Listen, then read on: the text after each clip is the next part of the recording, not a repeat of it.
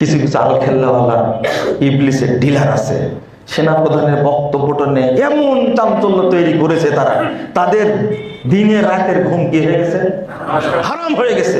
হায় হায় হায়, দেশের সেনাপ্রধান এই কথা বলে, কি সালাতে নামাজে বেদাত, সবে পথে বেদাত, দুয়ায় বেদাত।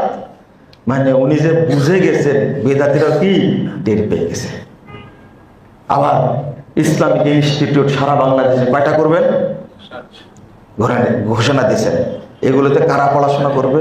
তাহলে কি তৈরি হবে, পরবর্তীতে কি ভার্সন আসবে? তোমরা যতই চেষ্টা করো, এই মাজার পূজার ব্যবসা বাংলাদেশে থাকবে না ইনশাআল্লাহ। যারা তৈরি করেছে তারাই মাজার ভাঙবে ইনশাআল্লাহ। এই দাওয়াত যদি চলতে থাকে, এই দাওয়াত যদি চলতে থাকে, আমি বলবো পিস টিভিটা আবার চালু করে দেন। বেদাতীদের ষড়যন্ত্র আপনারা এটা করেছেন, এটা যদি পরিষ্কার হয় তো এটা আবার চালু করে দেন। লাল বাতি জ্বলছে, আগামী দিনে বাতি বন্ধ হবে ইনশাআল্লাহ, আর চলবে না এটা। এই ভয়ের কারণে একজন জেনারেল শিক্ষিত মানুষ তো সেনাপ্রধান বলেছে, কেন বলেছে, কি কারণে বলেছে, ওটা তো আর বলা যাবে না।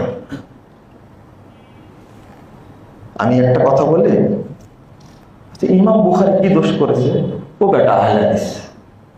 ইমাম মুসলিম কি দোষ করেছে? ও বেটা আহলে হাদিস। ইমাম আবু দাউদ ও তো আহলে হাদিসের নেতা। ইমাম তিরমিজি ও তো পাকা আহলে হাদিস। ইমাম নাসাই ও বেটা আরো কড়া সালাফি। ইমাম ইবনে মাজাহ, ওরে বাবা রে বাবা, ঝাঁঝালো জিনিস। ইবনে মাজাহ শুরুতেই সব বেদাতকে কি করে দিছে, আউট করে দিছে। 6 জন কুতুবে সিত্তার আলেম, এত বড় আলেম, তারা সবাই যদি আহলে হাদিস হয়, আপনারা কি ছেড়েছেন? তাহলে একটা মুরব্বীর কথা নকল করলো, কি ছেড়েছেন আপনারা? তাহলে সব মুহাদ্দিস যদি আহলে হাদিস হয়, আপনারা কি করেছেন? ঘোড়ার ঘাট কেটেছেন আপনারা। সবার দোষ ইমাম মালিককে, ইমাম শাফিকে, ইমাম আহমদ বিন হাম্বলকে, বলে সবাই আহলে হাদিস।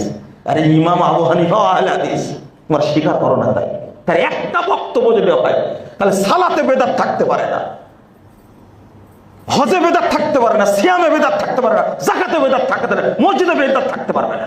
ইজা সাহাল হাদিস ফাহুয়া মাযহাবি।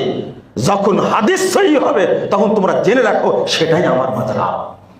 ইমাম আবু হানিফার বিখ্যাত 3 জন ছাত্র সহিহ সনদে বর্ণনা করেছেন এটা। ইমাম ইবনে কাইয়িম রাহিমাহুল্লাহ বলছেন সনদ সহিহ এই কথাটা। তো এটা মানেন না কেন ইমাম আবু হানিফা রাহিমাহুল্লাহ? জাতে মাতাল তাহলে ঠিক, আবু হানিফার নাম দিয়ে সবকিছু করে, কিন্তু ইমাম আবু হানিফার আকীদাও নেয় না, আমলও নেয় না। মূলত